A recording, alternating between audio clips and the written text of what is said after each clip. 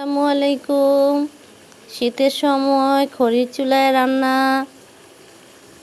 খাসির মাংস আলু দিয়ে নতুন আলু দিয়ে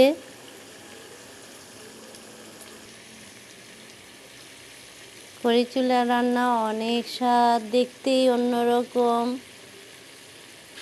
ফিলিংস অন্যরকম। আমরা যখন ছোট ছিলাম তখন আমার মা বাবারা